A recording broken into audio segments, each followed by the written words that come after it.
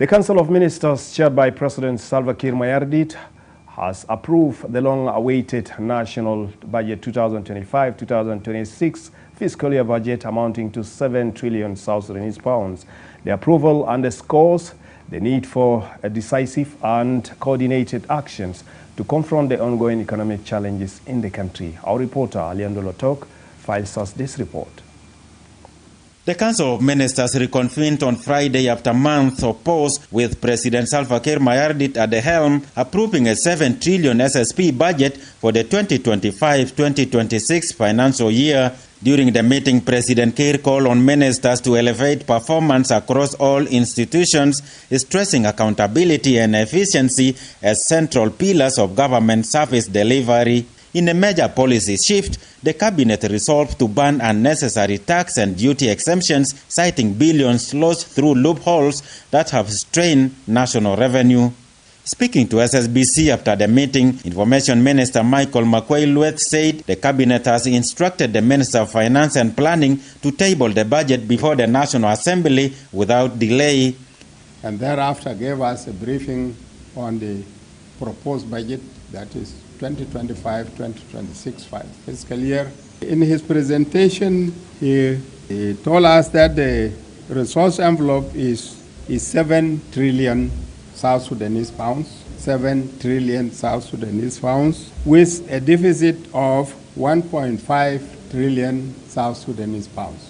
However, he promised that they will improve on the revenue collection so that they are in a position to cover this deficit, which is 1.5 trillion South Sudanese pounds. After thorough deliberation and the consents of the members of the cabinet approved the fiscal year 2025-2026 budget as presented and directed the Minister of Finance and Planning to table it before the Transitional National Legislative Assembly for consideration.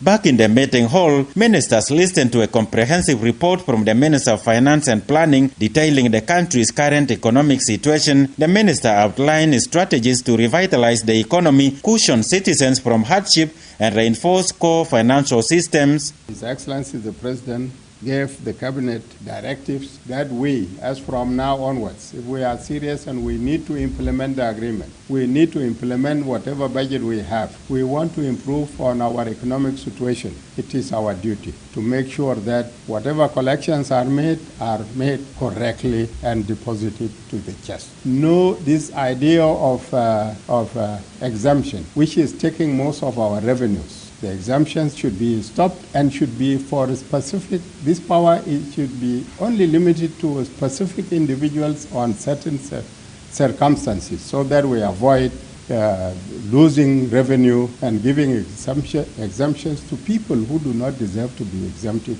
Business people being exempted instead of us collecting revenue from them for our services, we are doing the opposite. He also directed that as from now onward, nobody is allowed to sign any loan against the government unless he is an authorized person. This came as this observation came in because it has been observed that there are some individuals who have been signing millions of dollars on behalf of the government without any authorization. So His Excellency directed that we must be very careful this time and make sure that we respect our laws and implement them as they are.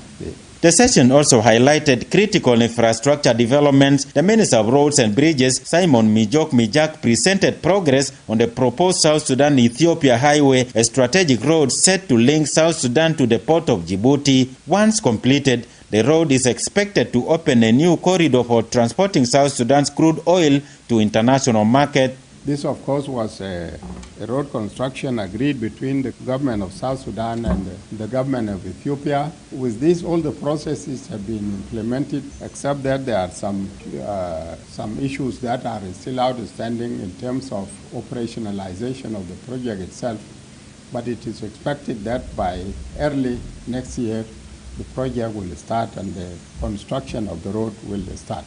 The cabinet further issued a firm directive banning any individual or institution from signing loans on behalf of the government without following full legal procedures, a move aimed at protecting national financial integrity.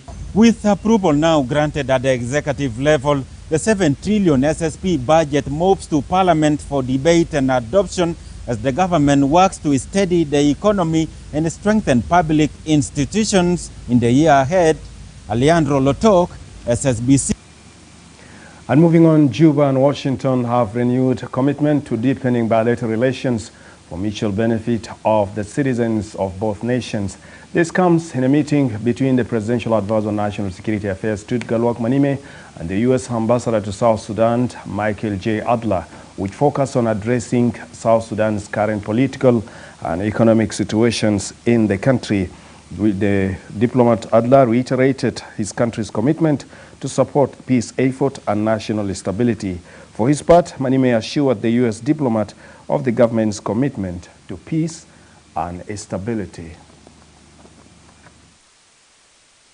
Our position on peace is unambiguous and clear. We call for dialogue. Personally, I know that had I been born South Sudanese, my life would have already touched on 4 civil wars. This country does not need any more war. This country needs peace. We discussed the importance of the use of public revenue, especially to pay salaries for soldiers, police, security personnel, civil servants. I raised our grave concern about the interference and the abuse directed by some officials at county, state, and regrettably even national levels